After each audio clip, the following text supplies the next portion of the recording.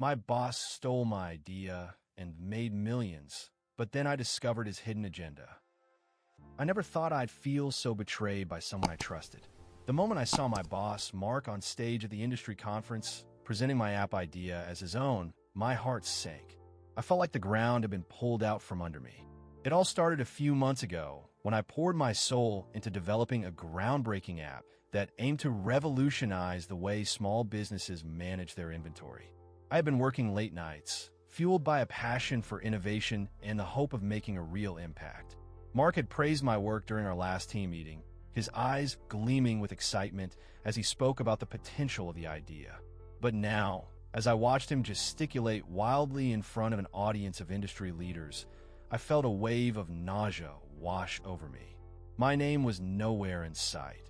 It was as if I had never existed in the process. The applause that followed his presentation felt like a mockery, echoing in my ears as I sat frozen in my seat. My phone buzzed incessantly in my pocket, pulling me from my daze. It was a text from Jenna, my closest colleague. "Did you see Mark? He just pitched your idea." I felt a jolt of anger mixed with disbelief. I had to get out of there. I slipped out of the auditorium and found a quiet corner to collect my thoughts. My mind raced. How could he do this? How could he betray my trust so completely? I had shared my vision with him in confidence, believing he would support me, not steal from me. The conference hall buzzed with excitement, but I felt utterly alone. I needed to confront Mark, but how could I prove he had taken my idea? The thought of going back to the office made my stomach churn. I knew I had to gather evidence before making any accusations.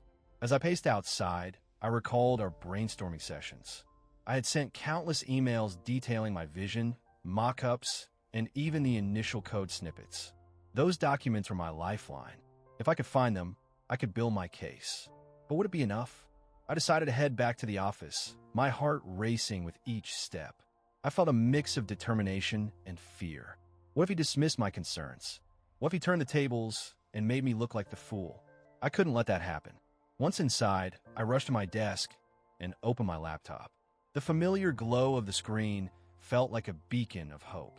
I started sifting through my emails, looking for any correspondence that would prove I was the original creator of the app.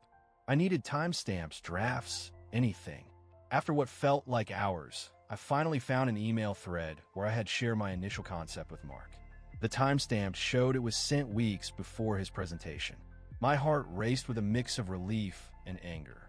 I had the first piece of evidence, but it wasn't enough. Suddenly, I remembered that I had also shared a Google Doc with him, outlining my ideas in detail. I opened it, only to find it had been modified. My stomach dropped as I realized Mark had added comments, changing the narrative to make it seem like he was the lead on the project. I felt sick. I had to act quickly. I couldn't just sit back and let him get away with this. I reached out to Jenna, who had always been supportive. I needed someone in my corner who could help me navigate this mess. "Jenna, can we talk? I think Mark is planning to take credit for my app idea." I texted her, my hands shaking.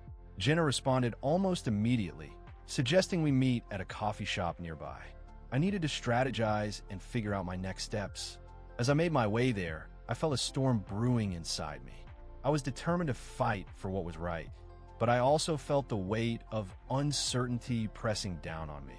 When I arrived, Jenna was already seated, her brow furrowed in concern. I recounted everything from the initial pitch to Mark's presentation. Her eyes widened as I shared the details of the modified document. "This isn't just unethical, it's illegal," she said, her voice steady. I felt a flicker of hope. We brainstormed ideas on how to gather more evidence and make a case against Mark. I needed to document everything meticulously. Jenna suggested reaching out to a mentor of mine, someone with experience in navigating corporate politics. I agreed I needed guidance. As we parted ways, I felt a mix of fear and determination. I was stepping into uncharted territory, but I couldn't let this go. Mark had stolen my idea, and I was ready to fight back. Little did I know, this was just the beginning of a battle that would test my resolve in ways I never imagined. The moment I stepped back into the office, the air felt thick with tension. My mind raced with what I had just witnessed, the sting of betrayal burning deep. Mark's smug smile as he presented my idea to a room full of industry leaders haunted me. I had to gather my thoughts, but the chaos inside me made it nearly impossible to focus on anything but revenge. As I settled at my desk, I noticed my colleagues whispering among themselves, their eyes darting toward me. I tried to shake off the feeling that they were talking about me, but I couldn't ignore the reality that Mark's actions had cast a shadow over my credibility. The more I thought about it, the more I realized how much I had to lose. My reputation, my career, everything felt precarious now. I opened my laptop, my fingers hovering over the keyboard. I needed evidence, something tangible to back up my claims. I rifled through my emails, searching for any trace of my original pitch. Each thread I opened only deepened my frustration. The timestamps of my ideas were buried beneath countless replies, but I was determined to find that first email where I had laid out my vision. Hours passed, and the office grew quieter as my colleagues trickled out for the day. I was alone, yet the solitude only amplified my sense of urgency. I finally found it, the email where I had first shared my concept with Mark. The timestamp confirmed it was sent a full month before his presentation. I felt a surge of triumph, but it quickly morphed into dread. Would this be enough? Just then, I received a message from Emily, a fellow developer I trusted. She asked to meet for coffee, and I could sense the concern in her tone. We had always been close, but I could tell she had heard something about Mark's presentation. I wondered if she had any insight that could help me piece this puzzle together. I needed someone on my side, someone who understood the stakes. At the cafe, Emily's face was etched with worry. I saw Mark's presentation at the conference, and it felt wrong, like he was selling someone else's work as his own, she confessed, lowering her voice. My heart raced. I didn't want to believe it, but I think he's planning to take it further, maybe even sell it to a competitor. Her words sent chills down my spine. I was not alone in my suspicions. As we talked, I felt a mix of relief and anxiety. Emily had witnessed the same betrayal, and now we were in this together. But the fear of what could happen next loomed large. If Mark was indeed planning to sell my idea, I had to act quickly. I needed more than just words. I needed a strategy. The clock was ticking, and I couldn't let him get away with this. After our meeting, I returned to the office with a new sense of purpose. I started drafting a timeline of events, documenting every conversation and email related to the app. I even reached out to my mentor, Sarah, who had guided me through many professional hurdles before. I knew she would have valuable advice on how to approach this situation without jeopardizing my job. When I finally got Sarah on the phone, her voice was a soothing balm. You have to be careful, but you also need to protect your work. Gather everything you can, and let's discuss your options, she advised. I could hear the determination in her voice, and it ignited a fire in me. I was ready to take this fight to the next level, but I needed to tread carefully. Mark was powerful in the company, and I couldn't risk making a move without solid proof. The next few days were a blur of frantic activity. I combed through my emails and messages, piecing together a timeline that would make it impossible for Mark to deny my ownership of the idea. I even contacted a few colleagues who had been present during the brainstorming sessions. I wanted to see if they could corroborate my story, but I also feared the repercussions of involving others. One afternoon, while going through some old files, I stumbled upon an email chain I had almost forgotten about. It was a series of discussions about the app with Mark and a few other team members. As I read through it, my heart sank. In one of the replies, Mark had suggested changes that felt dismissive, almost mocking. It was clear he hadn't believed in the idea until he saw its potential for profit. The anger bubbled up again, but I channeled it into my research. As the days passed, I noticed Mark's behavior becoming increasingly erratic. He was more secretive, often huddled in meetings with higher-ups, and I couldn't shake the feeling that he was plotting something. The way he avoided eye contact with me felt like a silent admission of guilt. Each time I caught him glancing my way, a wave of adrenaline surged through me. I was onto him, and he knew it. But then, something unexpected happened. I overheard a conversation between Mark and a senior executive discussing a potential partnership with a competitor. My heart raced as I pieced together the implications. If Mark was truly planning to sell my idea, this was the evidence I needed. I could feel the walls closing in on him, but I had to act strategically. This was no longer just about my idea. It was about my future. The tension in the office was palpable. I felt like I was walking a tightrope, balancing between gathering evidence and maintaining my job. I couldn't shake the feeling that I was being watched, but I also knew I had to push forward. I was on the brink of something big, and the stakes had never been higher. The fight for my idea was just beginning. As the days dragged on, I felt a mix of determination and dread. I started to gather my evidence more meticulously, but I also needed to tread carefully. I couldn't afford to tip my hand to my boss or anyone else in the office. I had to make sure that I wasn't just chasing shadows. I needed to connect the dots, and I needed to do it quietly. I spent hours combing through emails, messages, and documents. Each click of my mouse felt like a heartbeat echoing in a silent room. The more I searched, the more I uncovered small inconsistencies that added up to something larger. I found a series of emails between my boss and a potential investor discussing my app, as if it were his own, and my stomach twisted in knots. The chilling realization hit me. This was more than just a theft of an idea. It was a calculated plan to erase my contribution entirely. I printed out the emails, carefully highlighting key phrases that showed my boss's intentions. I felt a surge of adrenaline. I was getting closer to building my case. But I also knew I needed more than just emails. I needed witnesses. That's when I reached out to Mia, a colleague I trusted. She was the kind of person who always seemed to know what was happening behind the scenes. Over coffee, I cautiously broached the subject, speaking in vague terms about a situation at work. Mia listened intently, her brow furrowing as I shared my concerns about my boss's behavior. I needed her to be on my side, but I also didn't want to alarm her too much. To my relief, Mia revealed that she had noticed similar things. She mentioned overhearing my boss bragging about the app during a lunch meeting with a few executives. Her eyes widened as she connected the dots, and I could see the realization dawning on her. We exchanged knowing glances, and in that moment, I felt less alone. I was no longer just a lone wolf. I had someone who understood the gravity of the situation. With Mia's support, I felt emboldened to dig deeper. We began to quietly gather more evidence, discreetly asking around to see if anyone else had noticed my boss's actions. It was like piecing together a puzzle. Every conversation felt like a small victory. The more I uncovered, the more I felt the weight of the truth pressing down on me. But I also felt the looming threat of my boss's power over the company. One evening, while working late, I stumbled upon an internal report my boss had sent to the board. My heart raced as I read through it. He had included projections for the app's success and his vision for its future. The language was eerily similar to my original pitch.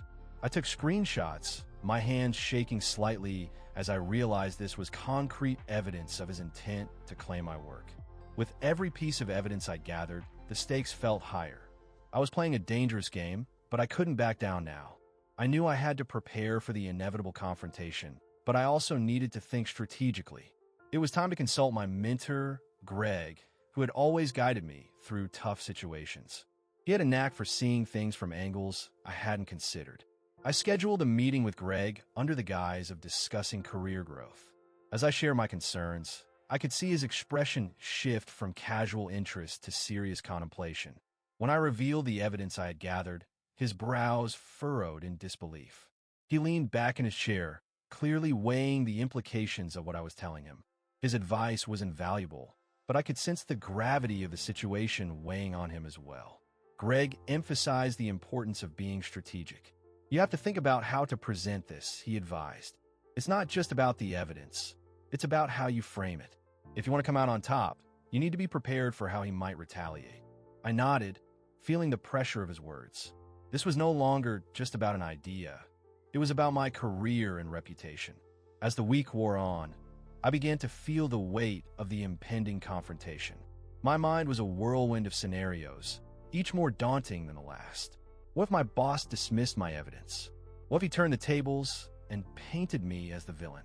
I couldn't let fear paralyze me, but the anxiety gnawed at my insides. I needed to be ready for anything.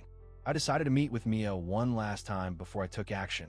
We sat in a quiet corner of a nearby cafe, the ambient noise fading into the background as I laid out my plan. I explained how I intended to present my evidence to HR and what I hoped to achieve. Mia listened intently, her eyes filled with determination. "You've got this," she said, her voice steady. "You're not alone in this fight." Her words bolstered my confidence, but I knew I had to stay vigilant. I couldn't let my guard down. As I walked back to the office, I replayed our conversation in my mind, reminding myself of the strength I had found in our alliance. I was on the brink of exposing the truth, but the road ahead was still fraught with uncertainty. That night, I barely slept, my mind racing with thoughts of what lay ahead. I was filled with a mix of hope and fear, each emotion battling for dominance. But as dawn broke, I felt a flicker of resolve. I had come too far to turn back now. I was ready to confront my boss, ready to fight for my idea and reclaim my place in the company. The next morning, the air in the office felt thick with unspoken tension. I could see it in my colleagues' eyes, the way they whispered behind closed doors and exchanged furtive glances. The atmosphere was charged, as if everyone was holding their breath, waiting for the other shoe to drop. I knew my confrontation with my boss was inevitable, but I also sensed that the stakes had risen significantly overnight. As I settled at my desk, I opened my laptop, determined to find more evidence. I sifted through emails, project notes, and Slack conversations, piecing together the timeline of my idea's development. I was looking for anything that could solidify my claims against my boss. The more I dug, the more my heart raced. I had to be thorough. I couldn't afford to leave any stone unturned. After hours of combing through digital files, I stumbled upon a series of messages between my boss and a competitor's representative. The tone was casual, almost conspiratorial. They discussed the potential of my app as if it were a mere commodity, a product to be sold rather than a vision I had nurtured. My stomach twisted in knots. This wasn't just a betrayal.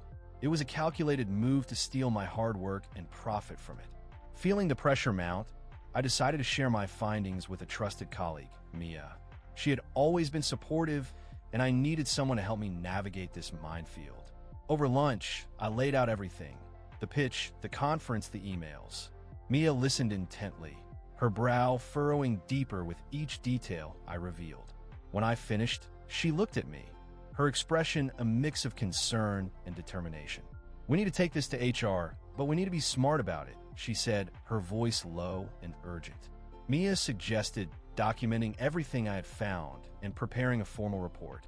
It was a smart move, but I couldn't shake the feeling of vulnerability. The thought of my boss retaliating, or worse, dismissing me as a disgruntled employee, loomed large. Yet, I knew I couldn't back down.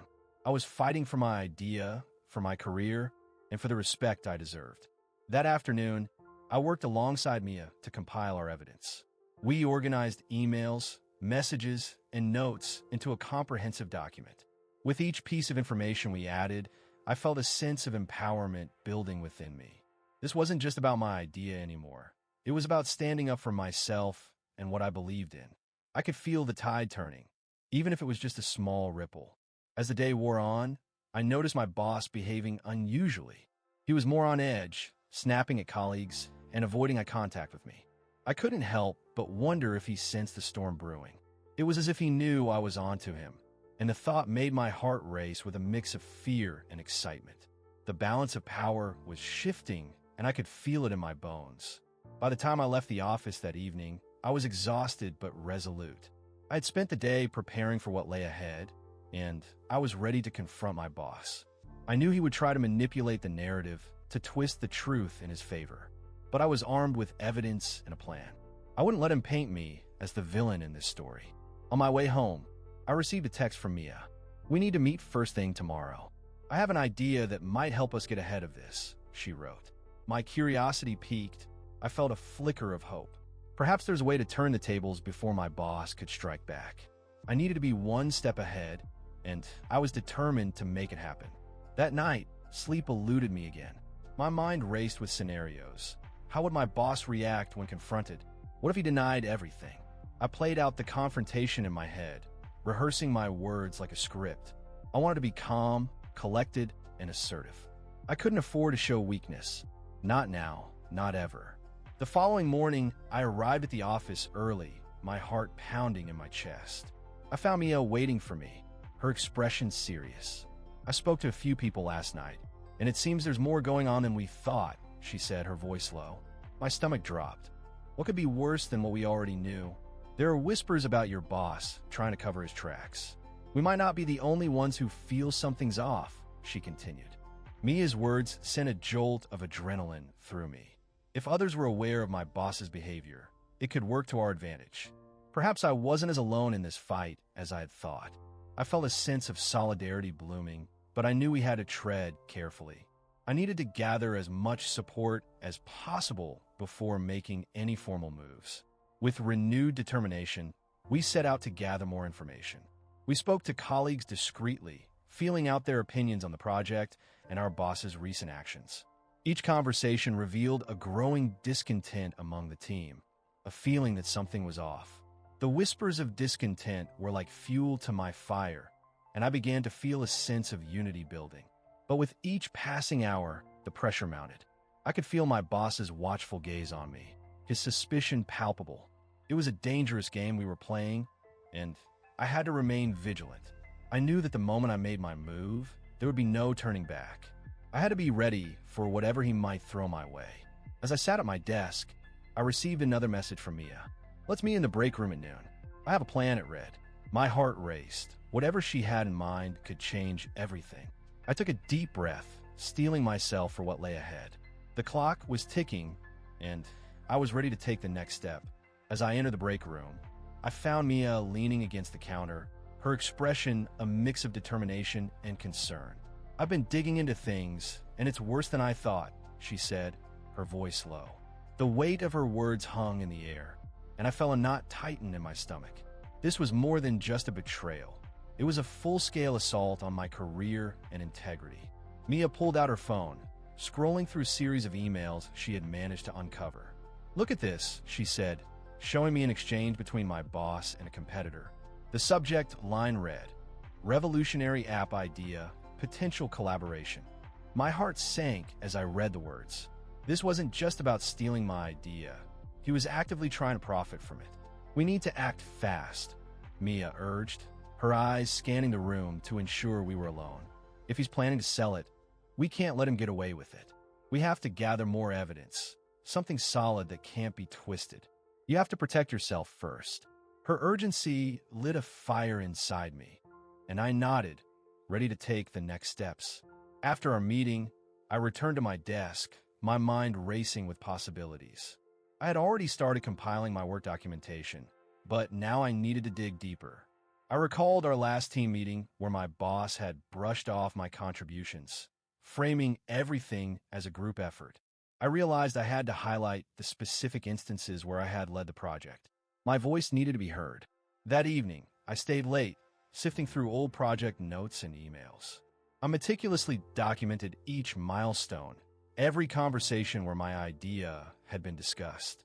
As I organized my findings, a thought struck me. I needed to approach HR with a solid case. They had to see the pattern of manipulation, not just my word against his. The following day, I scheduled a meeting with HR. The moment I walked into that sterile office, my heart raced. I was about to put everything on the line. I presented my evidence, my timeline of events, and Mia's findings. The HR rep listened intently, her brow furrowing as I laid out the betrayal. I could see the gears turning in her mind. I just hoped it was enough. As I left the HR office, a wave of relief washed over me, but it was quickly followed by anxiety.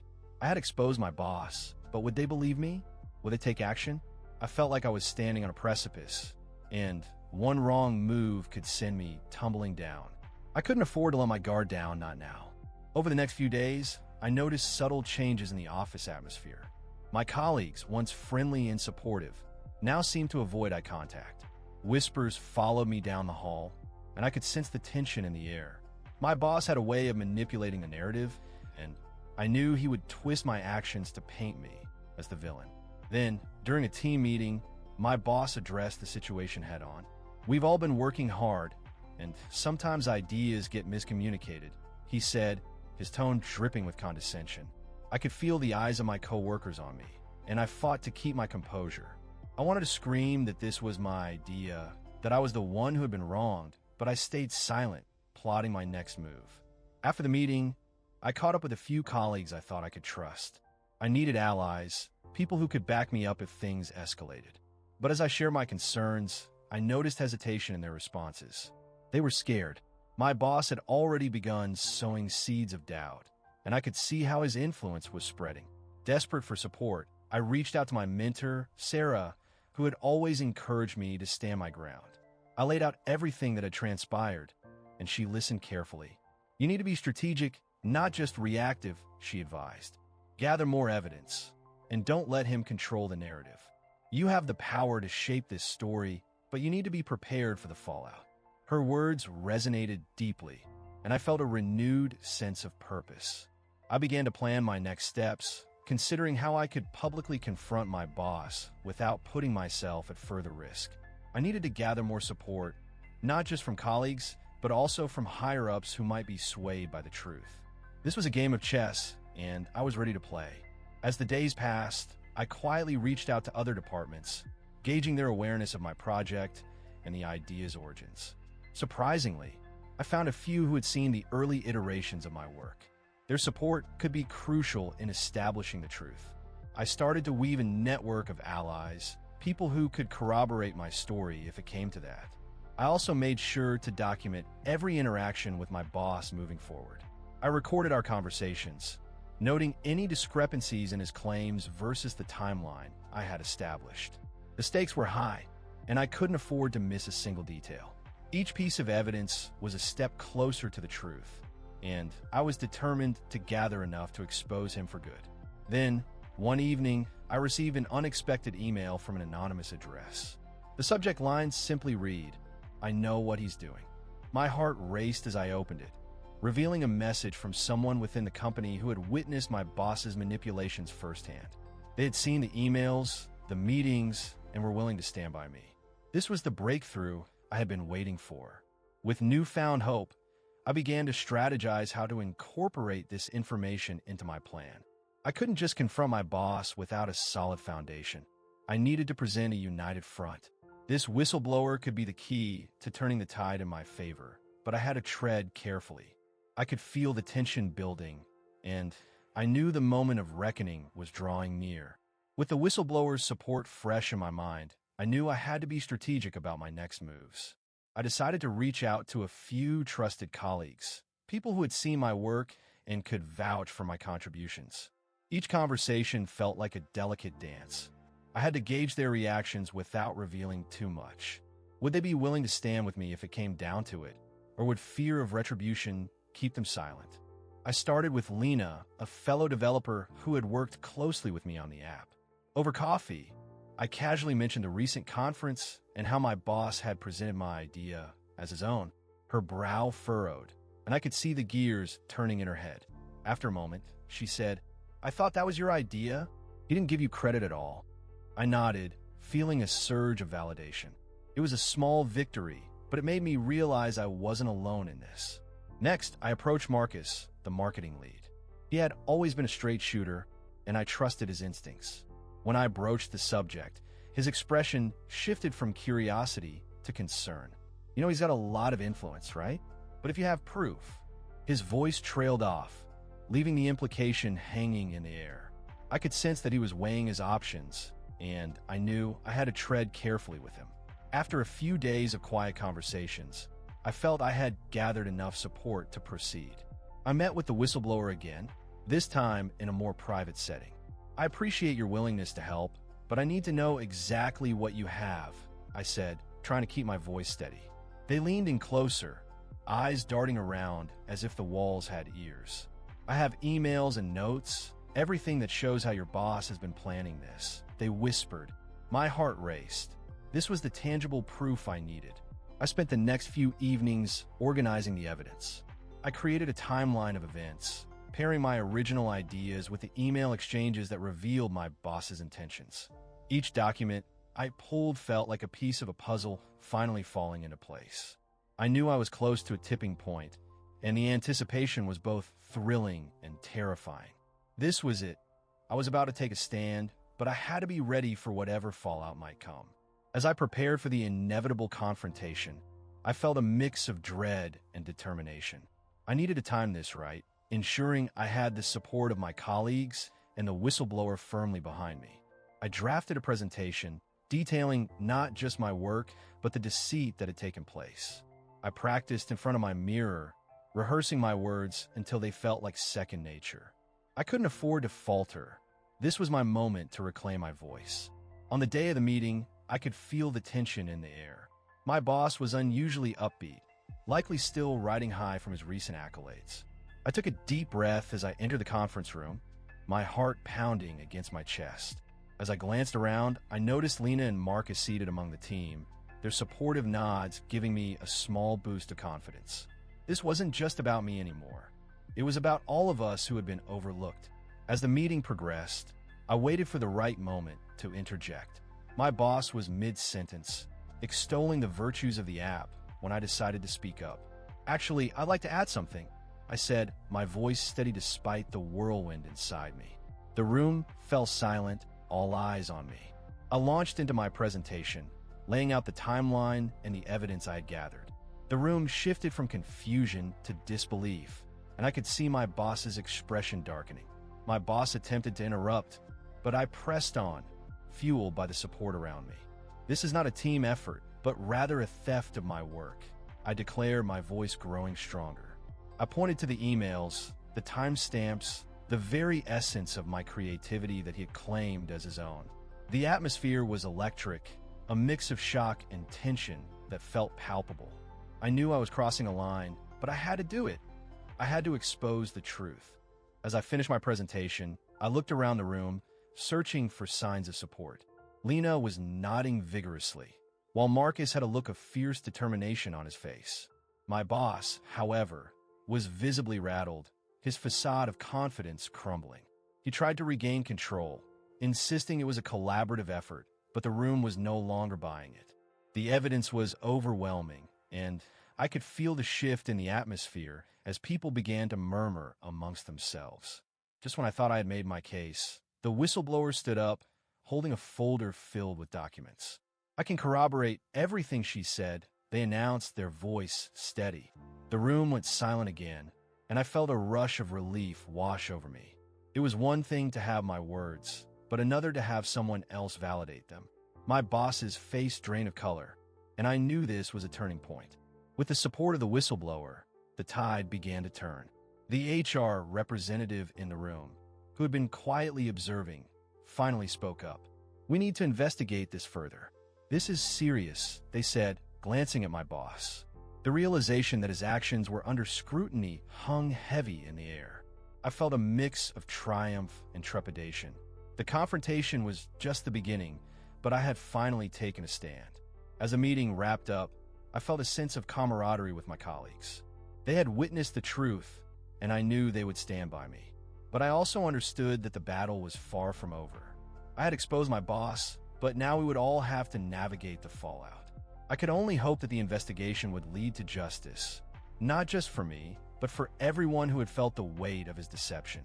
In the days that followed, the atmosphere in the office shifted. People were more cautious, whispers filled the hallways, and I could feel the tension lingering. I had become a symbol of resistance, but with that came the pressure of expectation. I continued to meet with the whistleblower, who provided more evidence as the HR investigation began. Each new document was another piece of the puzzle, and I felt a sense of purpose driving me forward. I also started to receive messages of support from other colleagues who had been silent before. They shared their own stories of feeling overlooked or dismissed. I realized that my fight was resonating with others, and it fueled my resolve. I was no longer just fighting for my idea. I was fighting for a culture of respect and recognition in our workplace. It felt empowering, yet daunting, as I prepared for whatever came next. The pressure was palpable as I prepared for the meeting. My heart raced with a mix of anticipation and dread, knowing I was on the verge of exposing my boss. The whistleblower had sent me the final piece of evidence I needed, a recording of a conversation between him and my boss, discussing the sale of my idea to a competitor. It was time to take a stand, not just for myself, but for everyone who felt stifled in this toxic environment. I replayed the recording in my mind, the hushed tones and conspiratorial laughter echoing like a warning bell. It was shocking to hear my boss dismissing my contributions, claiming they were merely part of the team effort. I knew the truth, and it burned in my chest. I had poured my heart into this project, and to hear him belittle my work was infuriating. I could almost feel the weight of the betrayal pressing down on me, but I had to channel that anger into something constructive. The meeting was set for the next morning, and I hardly slept that night. I practiced my speech over and over, rehearsing the key points I needed to make. I wanted to come across as calm and collected, even though my insides churned with anxiety. When morning arrived, I slipped into my favorite blazer, hoping it would give me a boost of confidence. I took a deep breath and reminded myself of the support I had received from my colleagues. I was not alone in this fight. As I entered the conference room, I noticed the tension in the air.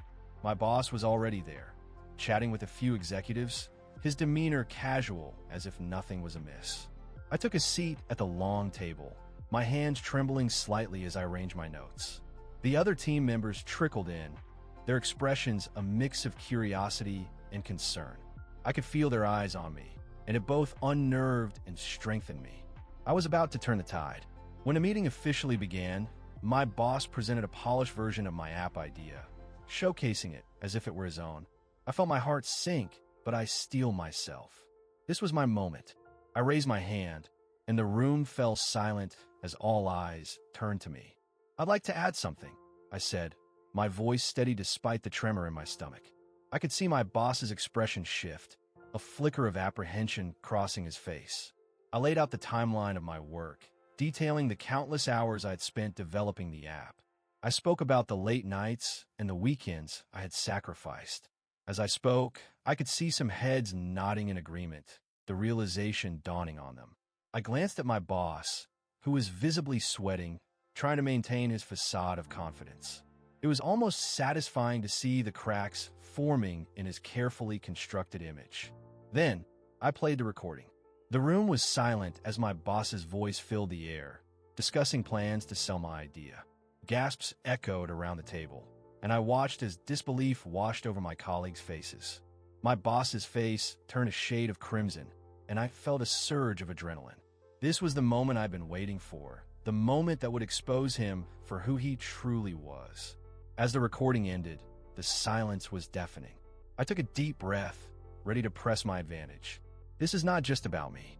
It's about a culture that stifles creativity and punishes innovation.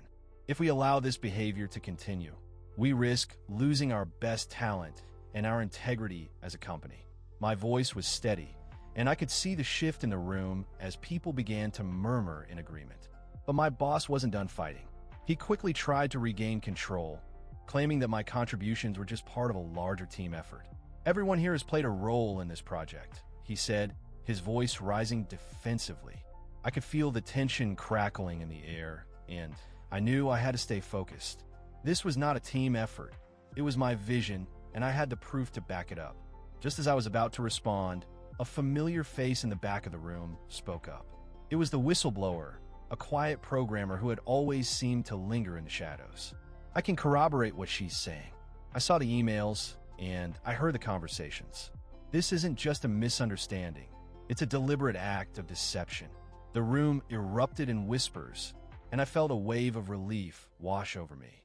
I wasn't alone anymore. I had allies. The executives exchanged glances, clearly taken aback by the sudden turn of events. My boss's bravado began to crumble as he stammered, trying to redirect the conversation. "We can sort this out internally," he insisted, but the murmurs grew louder, the doubts spreading like wildfire. I could see the realization dawning on my colleagues that the integrity of the company was at stake.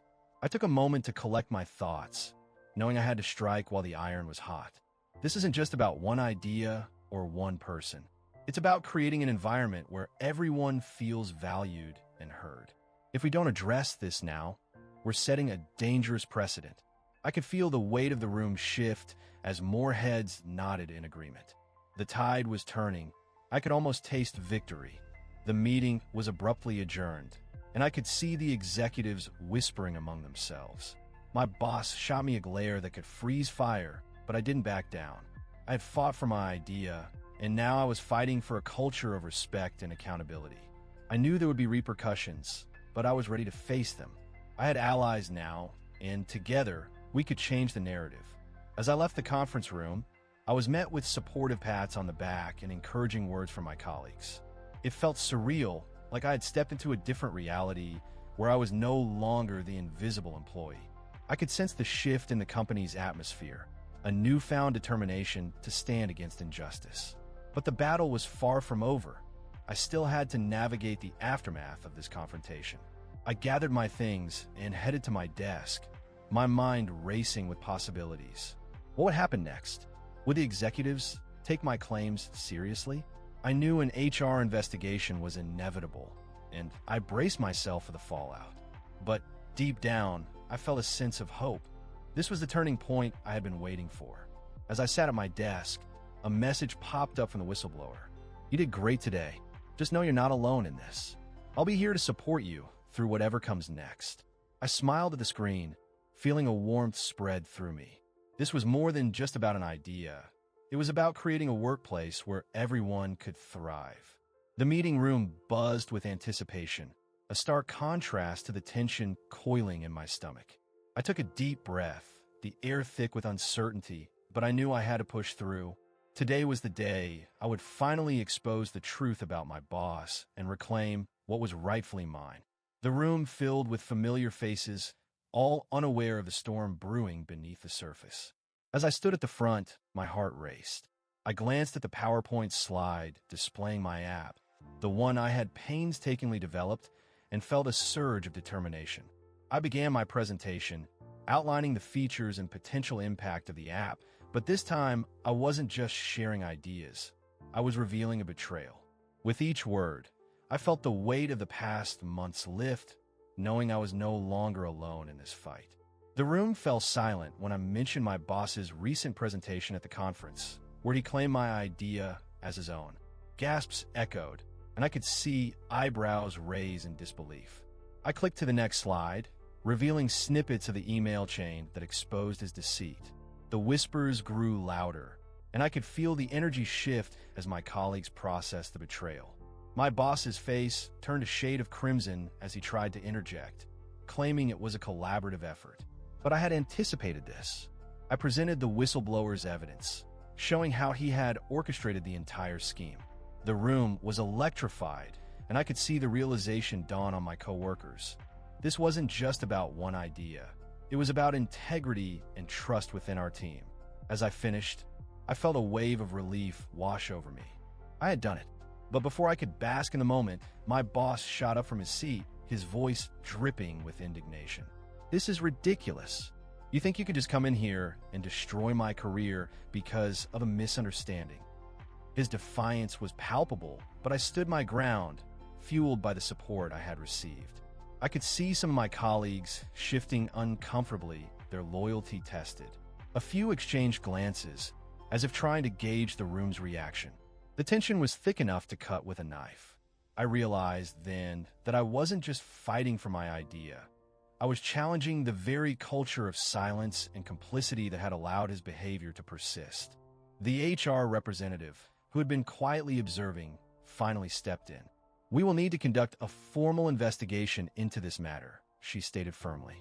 My heart raced again, but this time it was a mix of anxiety and hope. I could feel the tide turning.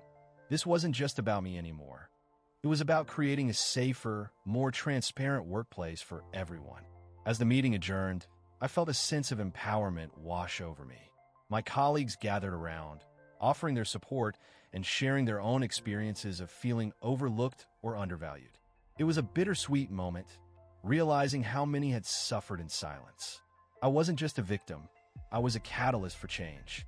Later that day, I received a message from the whistleblower who had witnessed the entire confrontation. "You were incredible. This could change everything for us," it read. I couldn't help but smile.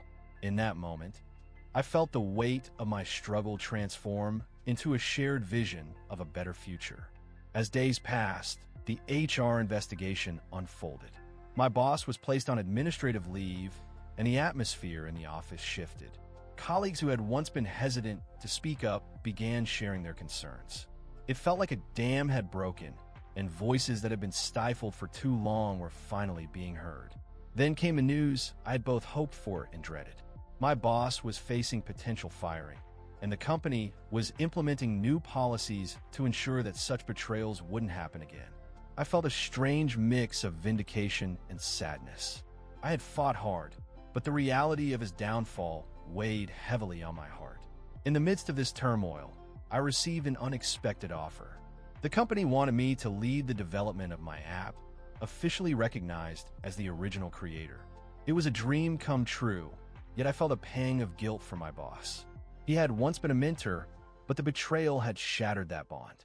I accepted the offer, realizing that this was my chance to shape the future of the company. With a new team rallying behind me, I began to lay the groundwork for my app, infusing it with the very values I'd fought to uphold. I wanted to create an environment where innovation thrived, free from fear and dishonesty. As I stepped in my new role, I was determined to lead with integrity. I held regular meetings to encourage open dialogue and transparency, ensuring that every voice was heard. The energy in the office transformed, collaboration flourished, and the atmosphere felt charged with possibility. But even as I moved forward, I couldn't shake the feeling of loss. My boss had been a significant part of my journey, and I wondered if there was any way to reconcile our past. I thought about reaching out, but the betrayal still stung too deeply. I realized that some wounds take time to heal. The weeks turned into months, and the app was finally ready for launch. As I stood before my team, I felt a swell of pride. We had not only created something groundbreaking, we had forged a community built on trust and respect. I looked around at the faces filled with hope and excitement, and I knew we had accomplished something truly special. In the end, I learned that standing up for what is right often comes with a price, but it also opens doors to new opportunities. I had reclaimed my voice and my idea, but more importantly, I had helped create a culture where innovation could flourish without fear. This journey was far from over, but I was ready to embrace whatever came next. Thanks so much for watching until the end. If you enjoyed our videos, please like, share, and subscribe to The Llama if you want more drama. It truly means a lot.